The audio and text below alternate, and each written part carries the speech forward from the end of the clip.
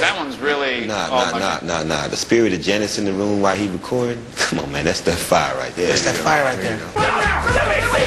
Hey, man, y'all gotta warn them. What the hell going on, man? He's mad. They need something to help wipe the memory clean. Yeah, drugs help. You know what the day is, right? Yes. It's payday. So let's see what's out there, okay? All right, Daddy. Sweetheart, what a beautiful woman like you doing out here crying and got your bags all packed and stuff. Could you tell me why Strawberry only giving me $100? I told you. I want to hear that. Why you come holler at me, brother? We got a call about this car, and she didn't show up to court. I've seen this hundreds of times. Failure of parenting, and they come out with... Parenting? Yeah, a lot of times. What you say your name is again? My name is Snake. Ooh. Yeah, Snake. Ooh. Alright, check it, right? Yo, we're gonna take this regular toggle right here. We're gonna make some adjustments that's gonna blow her Jimmery homies away. I guess we're just gonna have to wait for him then, huh? Yo, man, hey, drop the gun. What are you doing with cops? Man, I got shot by guys saying they was cops before. I ain't going for it then, I ain't going for it now. Hey, lovely ladies, $200, and you can't tell it from the real thing. Yeah, he can't tell it from the... Sit down right there.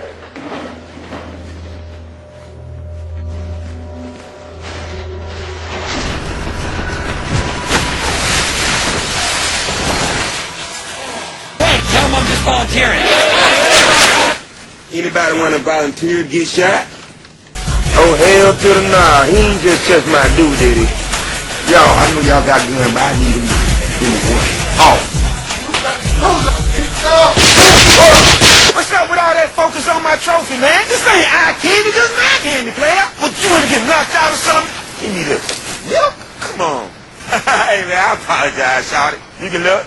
I said you can look, man. Let the boy country from that hole right quick. Hey, hey, country, country, hey, country, country. Let's do it, y'all.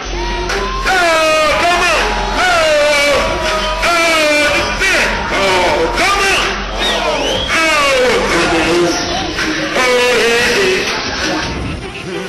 We all on stage, I guess the way we do it. We know the main thing, I guess the way we do it. Where I come roll you meet, I guess the way we do it. Cause I hear when we speak, I guess the way we do it. Like I said, I'm used to dating them women right there where I can take $65 and we can go to the club, we can drink, and we can hit the Waffle House, and we good. $65, you heard me? We good. She think I'm balling. I brought that same mentality to L.A. Saw a girl like, you want to go out on a date? Shit, I got it. I'm going to take 80 just to make sure I got this. I pull up at the damn job spot to park the car, and the dude was like, $20. Now I looked at that dude like, for how many days? So basically, I just wanted to talk to you guys about yourself and motivation and making sure you guys can go out and do what y'all want to do. So basically, what y'all saw was a few clips of some of the things I've done.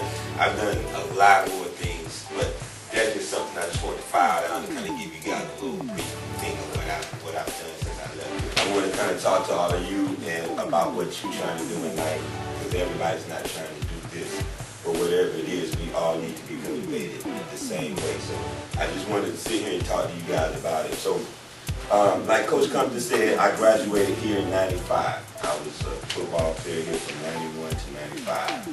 And I left and joined the Marines shortly after. 3 months later, I left and joined the Marines. After the Marine Corps, I got out and I went to Hollywood.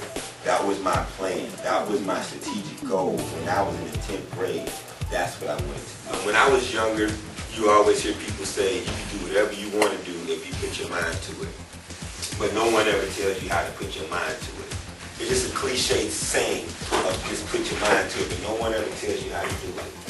So basically, I learned how to do it, but I didn't realize that I was doing it until later in life. So basically, how it works is meditation. If you meditate on things, if you project what you want to happen in your life, it will come back to you. That's the weirdest thing, but it happens like that. So I wanted to be an actor.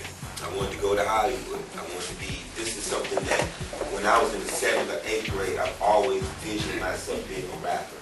I visioned myself being in Los Angeles. I visioned myself being on television.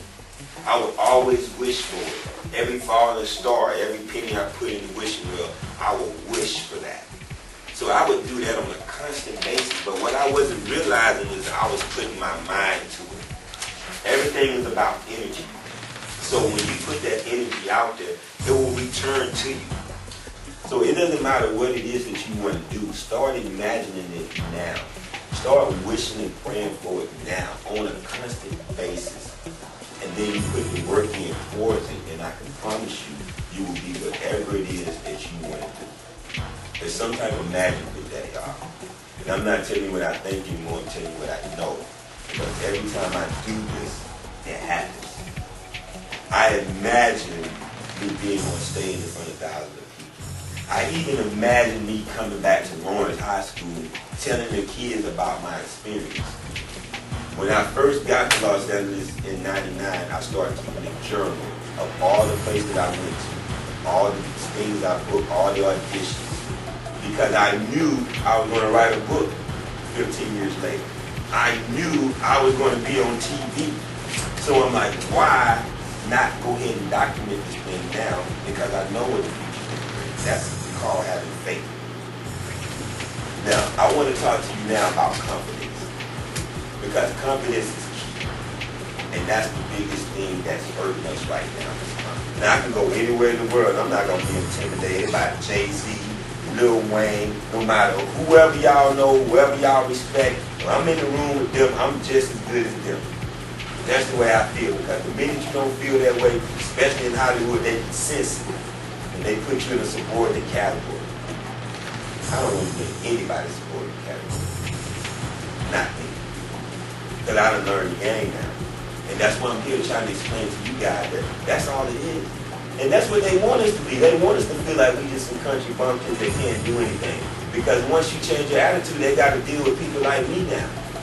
Somebody that goes out there to Hollywood and accomplish all this, and this ain't easy. This thousands of people go to Hollywood every day, and they don't make it when they come home.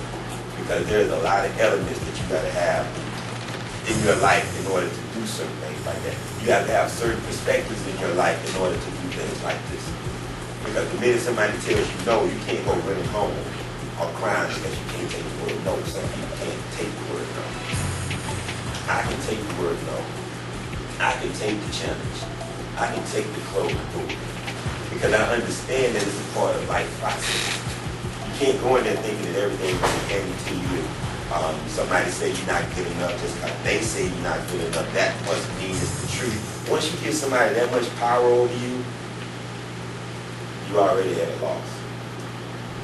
Different people have different opinions. And you may need to improve on certain things.